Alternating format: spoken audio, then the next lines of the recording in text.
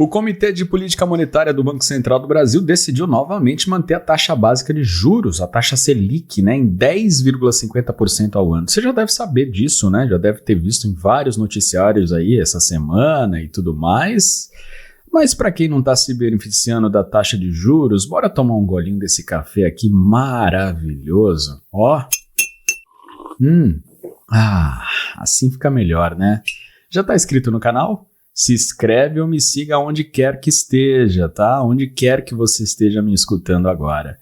Mas o que é essa taxa Selic? A taxa de juros do Brasil que todo mundo fala. Afinal, esse episódio é para isso, né? É para te explicar a taxa Selic de uma vez por todas, pelo menos o básico.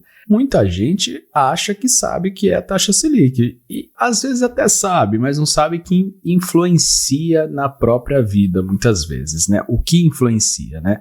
A taxa Selic é o principal índice de juros da economia brasileira. Até aí tudo bem, né? Ela influencia, todas as taxas de juros no país. Sim, nós temos outras taxas de juros no Brasil, exatamente. Como aquelas que os bancos, por exemplo, cobram em empréstimos ou que os investidores recebem em aplicações financeiras, né? O nome Selic, vamos começar do começo, né? O nome Selic vem do Sistema Especial de Liquidação e de Custódia, Selic, que esse sistema é administrado pelo Banco Central Brasileiro, né? Nesse sistema, são negociados títulos públicos federais, né? Como o Tesouro Selic, lembra que eu já falei alguns momentos aqui? E a taxa média dessas operações de negociação diárias é chamada de taxa Selic. E que operações são essas, né? Você deve estar se perguntando. Essas operações são empréstimos de curtíssimo prazo, né? Com duração de apenas um dia, entre instituições financeiras, um banco emprestando para outro banco, enfim.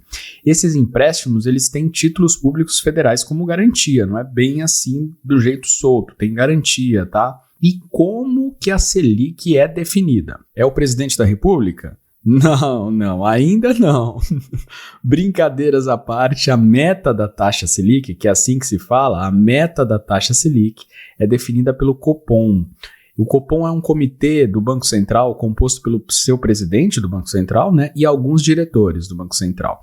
Essa meta é o alvo em que o Banco Central, né, busca atingir para a Selic efetiva. Nossa, agora complicou, né? Para alcançar essa meta, o Banco Central utiliza negociações de títulos públicos. O Banco Central tem uma meta, né, de juros e aí ele define essa meta.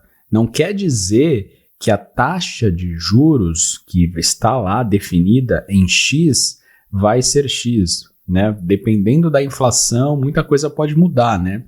A taxa está lá, né? Mas a realidade pode ser diferente, tá? Só para explicar mais ou menos o que é essa meta, tá?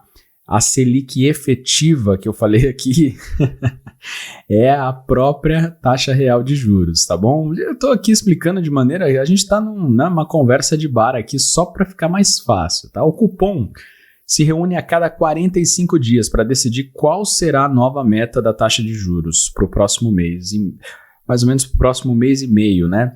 A cada 45 dias tem essa reunião. Por isso que você ouve tanto falar no ano a respeito da taxa Selic, né? Essas reuniões seguem esse calendário anual, né? E normalmente duram 2 dias, o tempo das reuniões. Recentemente, o Copom divulgou uma mensagem considerada dura, hawkish, né? Como se diz no mercado financeiro. A alta do dólar e o aumento das expectativas de inflação foram citadas aí nessa mensagem, né, como incertezas para as próximas decisões sobre a taxa Selic. Por isso que eles mantiveram em 10,50%, todo mundo esperando cortes aí e tal, né? Mas o cenário foi um pouco diferente. Então, por isso que foi uma mensagem dura, né? Eles disseram que a alta do dólar, expectativas de inflação aí ficaram na incerteza e, digamos assim, argumentaram essa decisão, né? Foram bases para tomar essa decisão. Mas você deve estar se perguntando aí como é que isso impacta a minha vida, né? A nossa vida aqui, né? Porque, poxa, parece tão distante, né? Mas não é bem assim não, tá? Impacta sim. O impacto da Selic, da taxa Selic na economia funciona da seguinte forma, né?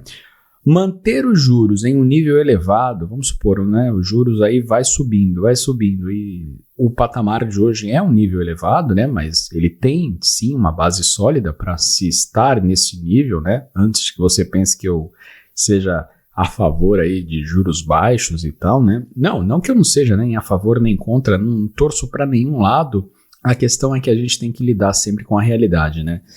Manter os juros baixos, de volta ao raciocínio, manter os juros baixos em um nível elevado pode desacelerar a economia e reduzir o interesse dos investidores por ativos de risco. Os Bitcoin, cripto, ações, fundos alavancados e por aí vai. Tudo que é ativo de risco reduz o interesse. O pessoal coloca o dinheiro na renda fixa, que é mais tranquilo, né? Não vai variar tanto.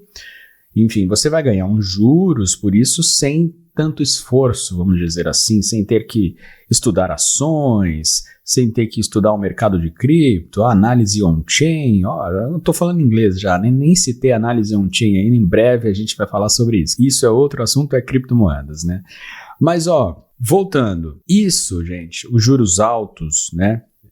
Querendo ou não, eles também afetam toda a população, né? Porque a taxa Selic, ela influencia os juros cobrados em empréstimos e financiamentos. Todo mundo aí que está acostumado, as empresas principalmente, né? Fazem bastante empréstimos e financiamentos. Esses itens de empréstimos e financiamentos que são influenciados pela taxa Selic, né? Eles são essenciais para o consumo no dia a dia, né? Afinal, as empresas vão querendo, elas precisam se capitalizar muitas vezes, né? Muitas vezes abrir uma nova frente de negócio e você precisa de um financiamento. E o custo desse financiamento fica alto, né? Quando a taxa Selic, a taxa de juros da economia brasileira fica alta. Porque, gente, afinal, o que é juros, né? Juros é o valor do dinheiro no tempo. Funciona como se fosse o aluguel do dinheiro, sabe? Sim, os bancos vendem e alugam dinheiro, é isso, né? Caso você tenha chegado a essa conclusão, tá tudo bem, tá tudo certo. É basicamente esse raciocínio de forma simplória. Até porque o dinheiro estatal vai perdendo valor ao longo do tempo. Por isso que eu disse que não tem problema nenhum. O dinheiro fiduciário que a gente conhece vai perdendo valor. Ou seja, os juros são o custo do dinheiro emprestado. Quando você pega um empréstimo, os juros são a quantia extra que você paga ao banco pelo empréstimo, né? Por isso que eu fiz aquela analogia agora há pouco. Da mesma forma, quando você investe, os juros são os rendimentos que você ganha pelo seu investimento. Quando você investe num título público, algum investimento de renda fixa que te paga com base nos juros da economia. Porque o nosso dinheiro hoje em dia, gente, já há muito tempo, ele não é nada mais, nada menos que crédito. Se a gente for parar para pensar de forma técnica, né? Que é dívida de outra pessoa, né? Quem fala muito sobre isso é o estudioso Renaud Adorno no seu canal. Vou deixar aqui na descrição para quem quer saber mais sobre o dinheiro, como funciona na prática, né? Esse sistema fiduciário, né? Em detalhes, né? Mas a gente vai falando disso aos poucos aqui, é só um resumo aqui dos conceitos para a nossa conversa não ficar muito longa e a gente dar um giro no mercado brasileiro, tá bom? Alguma dúvida? Só falar aqui nos comentários. O que você acha desse assunto, hein? Grande abraço e até a próxima.